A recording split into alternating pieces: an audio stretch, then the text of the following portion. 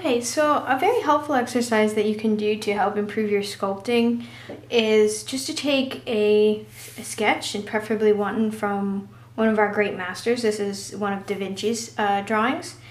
And what we'll do is we can study it in many different ways. And today what I'm going to do is just share with you a very simple exercise when you're starting to just kind of study something like this. Lots of different ways of doing this, but for sculpture, I like to kind of do this sometimes. So what you can do is you just take some tracing paper, and what we're doing is we're not focusing on the contour lines, which are these outside lines, right? That's what contour means. It means the edges that we see. So we're definitely not going to go around and draw those lines to start. What we want to focus on are the lines that make up that contour. So I want to take a look at what's on the inside, and you can hold your pencil however you want to. What's on the inside of these contoured lines that creates those shapes on the outside that forms the shape of the face. So, for instance, I'm going to start from the inside. I'm going to start just by marking, okay, well, the eye is here, the cheek is right in here, this is the mandible. Come up over here, we have the ear, and I'm going to put on the inside of the ear, not the outside. And then the temple area, right, which comes into the hairline, and the forehead, which comes down into the nose. We have the nostril of the nose, and then we can come and meet these contoured lines.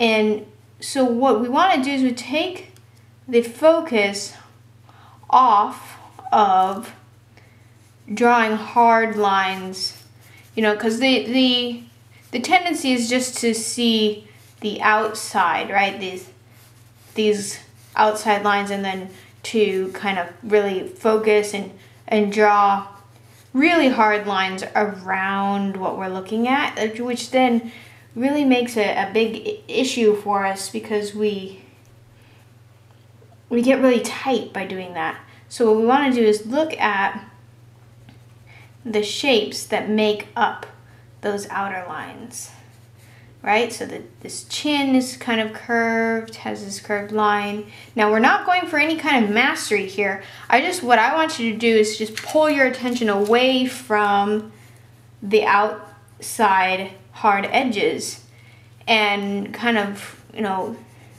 get an idea of what makes those edges come together, what forms them.